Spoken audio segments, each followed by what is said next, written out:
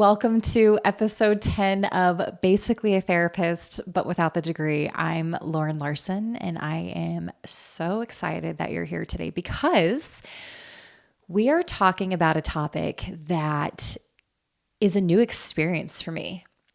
And I'm excited to share what I've learned. I'm excited to share what God has done in this area of my life.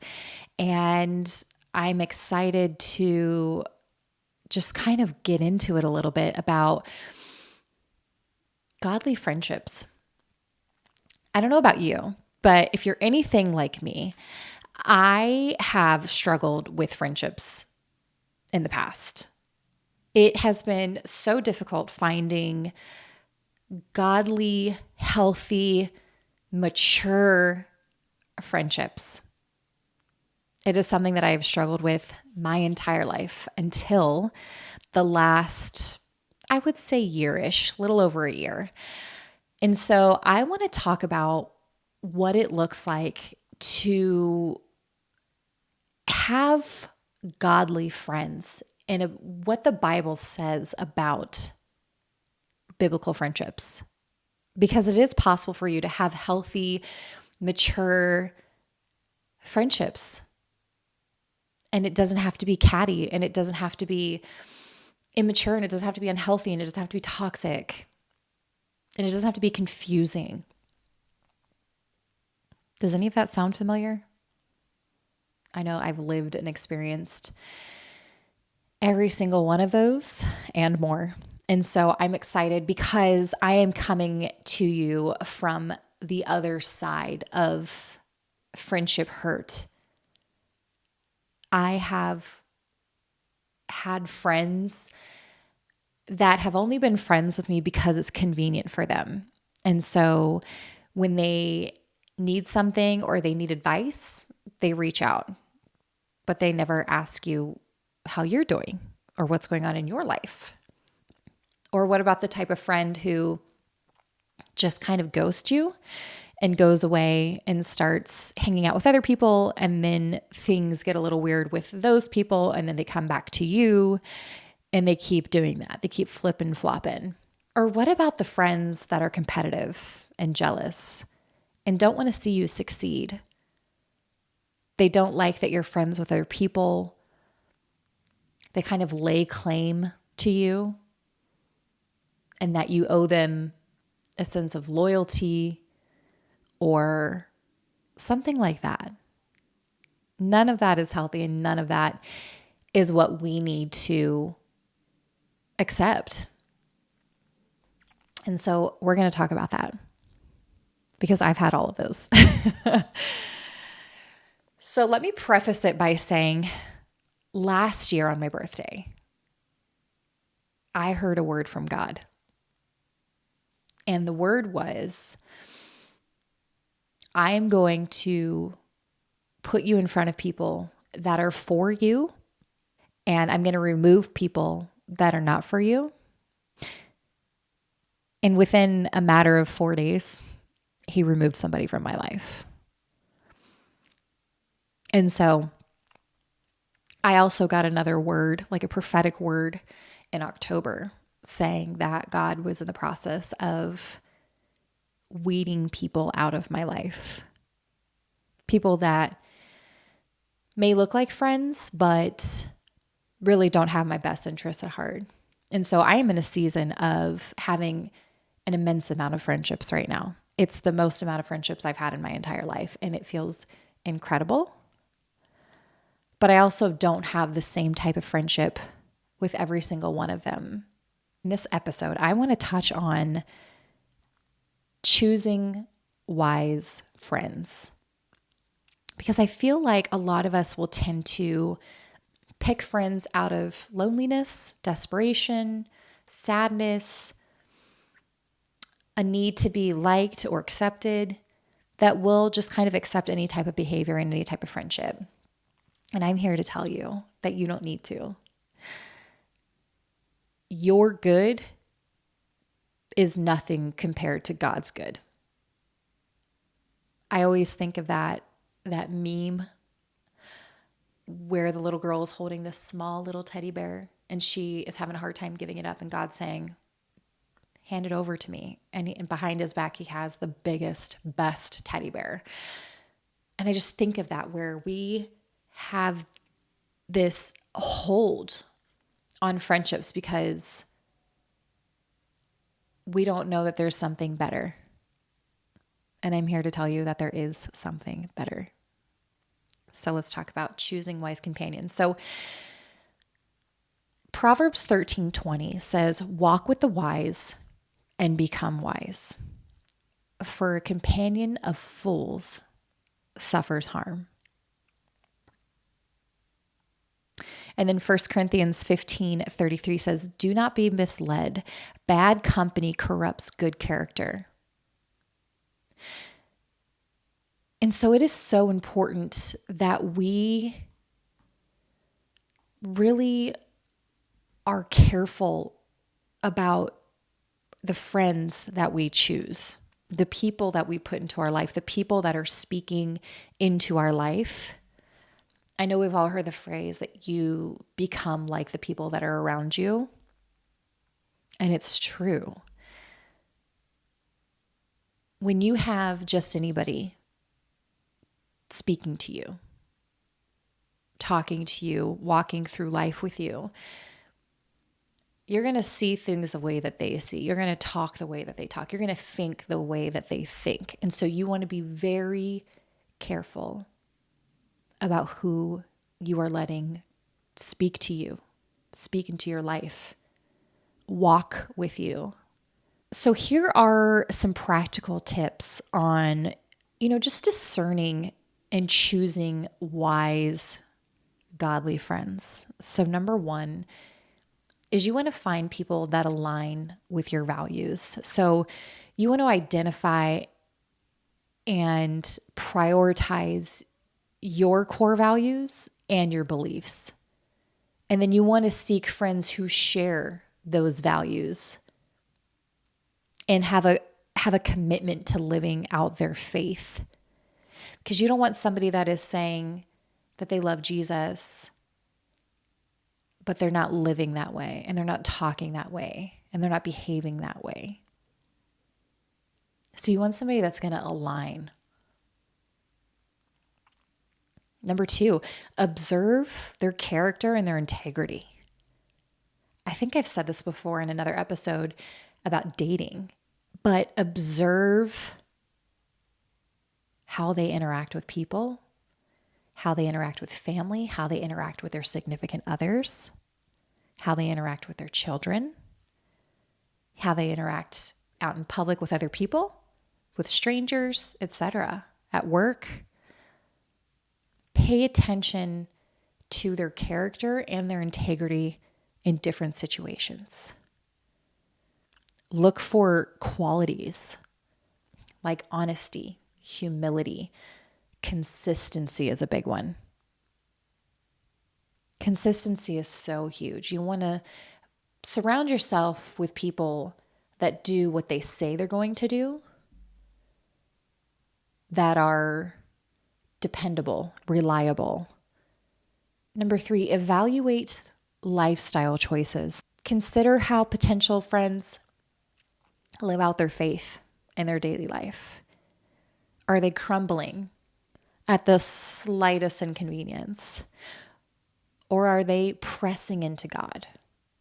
How are they handling relationships and work? Number four is participate in group activities together. So within your church or your community, observe them in different settings. Observe how they are one-on-one, and then observe how they are in a group. Watch how they interact with others and whether their behavior aligns with what the Bible says. And that's not to say that we're looking for perfection, because we ourselves are not perfect. And so we're not looking for somebody to be perfect and to never mess up and to live by every single word that God says. We want to see somebody that's trying and that's striving and that's working towards being more like Jesus. Number five, seek wise counsel.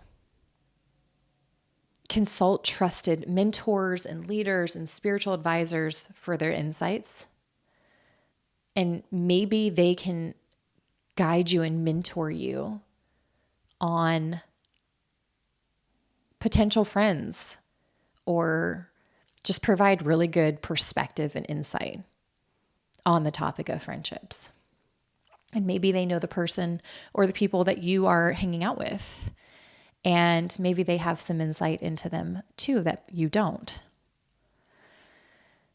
Number 6, pray for discernment. This is so big. Having a spirit of discernment is so important in all aspects of life, but especially with friends.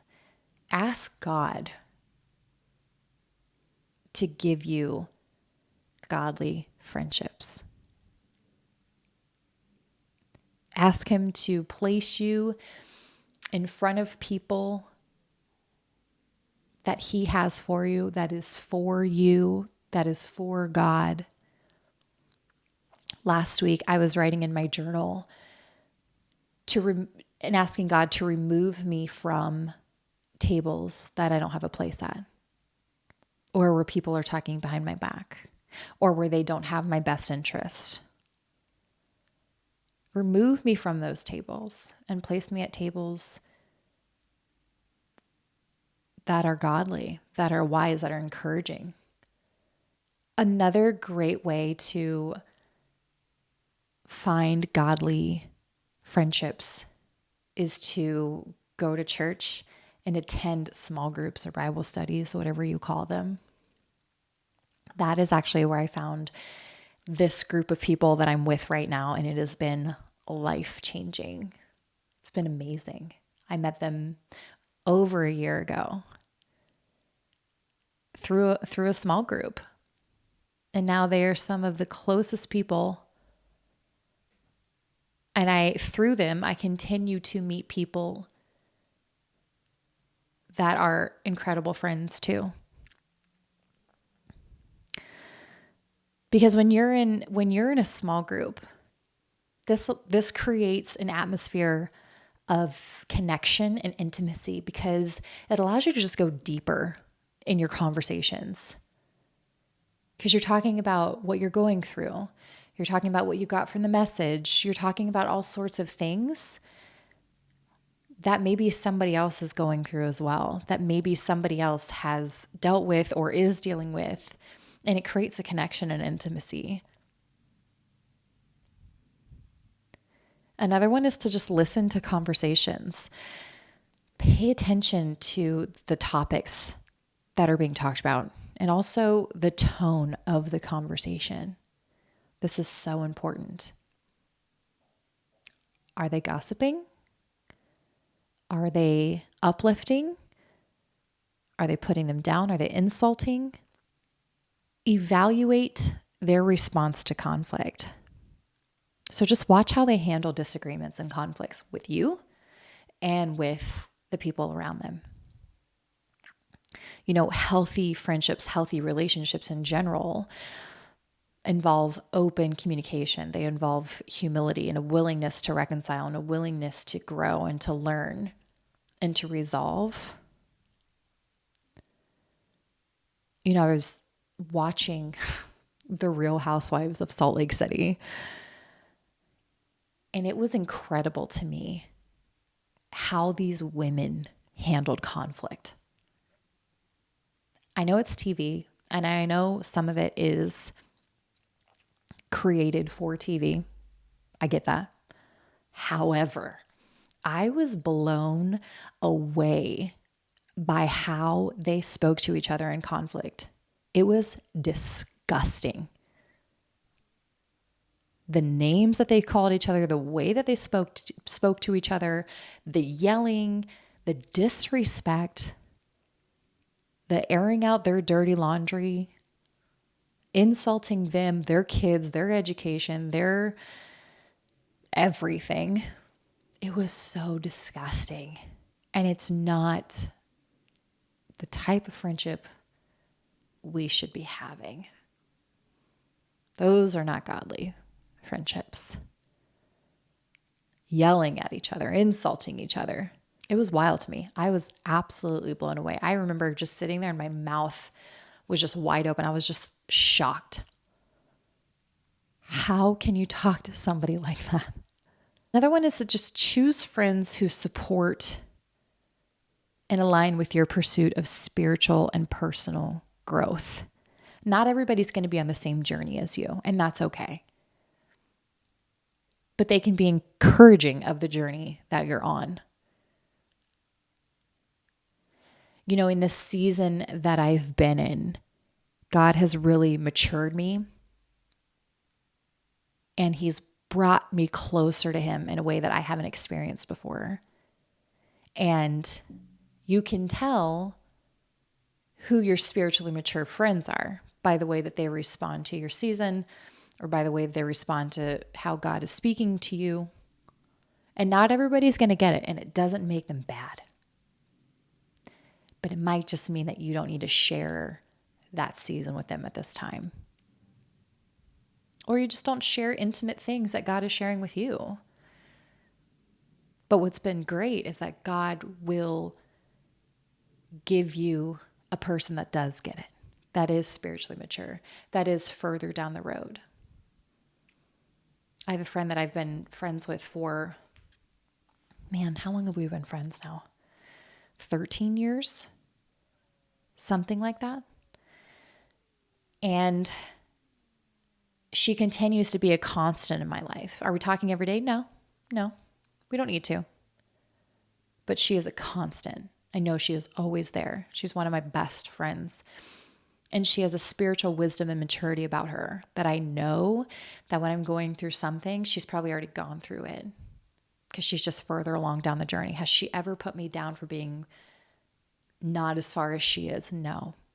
She has always been so kind and so gracious and so willing to teach and to help and to encourage and to push me to God and to give me resources and to pray with me.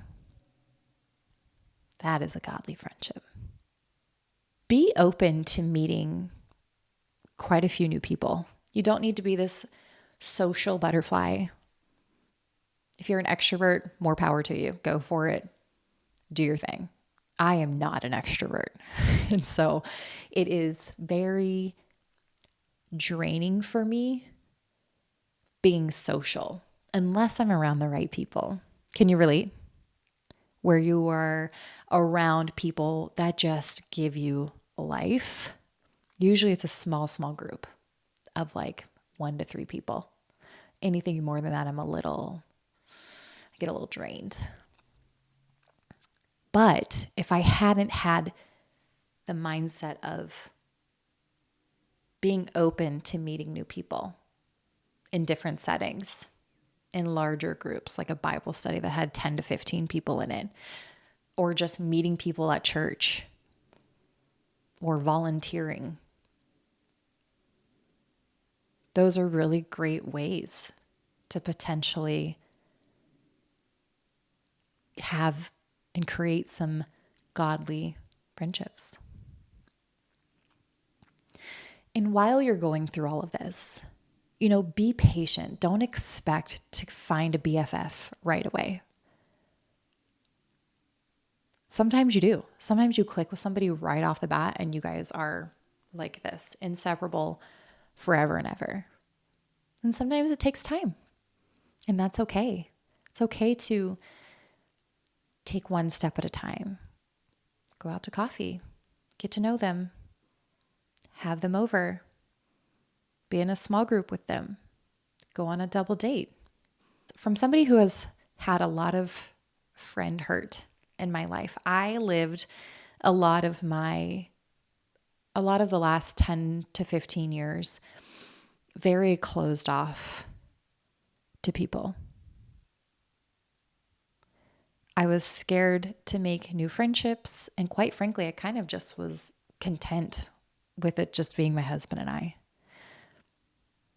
But then I met some women that were just different than what I've ever been used to. And it opened me up little by little. And then now I have a good solid group of women that I can rely on. And all of them have different qualities that are so important and that are so helpful. You might have a friend that is a well-rounded friend that hits all the marks for you, checks all the boxes.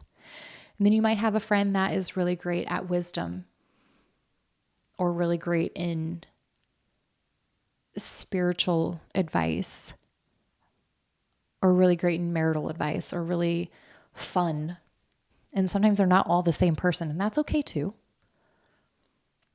But just be careful who you are surrounding yourself with.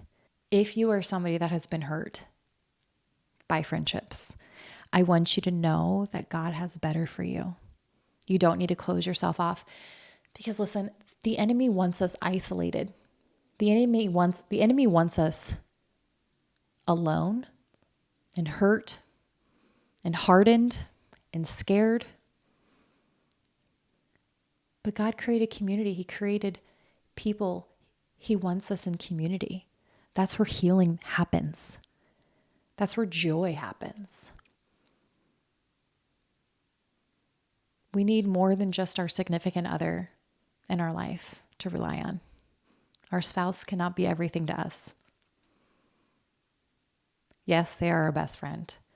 However, there are just certain things you can't share with your spouse. And you can have a good group of women or just one woman or man.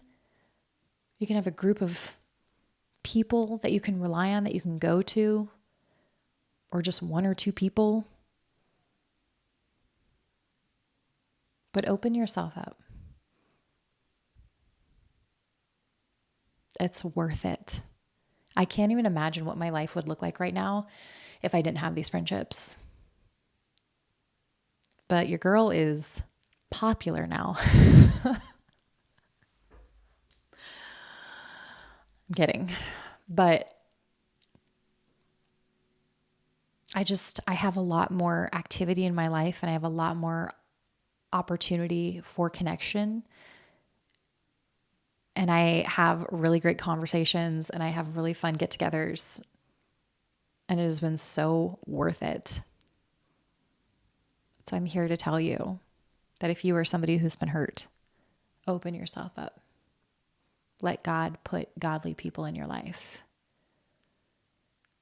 You don't need to rush into friendships. But you're not meant to be alone. I'm praying for you. I'm cheering you on. And I'm praying for you to have that godly friend in your life that you need. And if you have that godly friend in your life, tag them in the comments. Show them this video. Thank you so much for tuning in to Basically a Therapist, but without the degree. We are 10 episodes in now, and it is so fun and exciting, and I'm so excited to see what happens in the future with this. But there are going to be multiple parts of this friendship series, and so tune in next week for part 2. Make sure that you like and subscribe to this channel, and if you're really feeling this episode, share it with a friend that you think that it'll help and encourage, and I'll see you next week. Bye.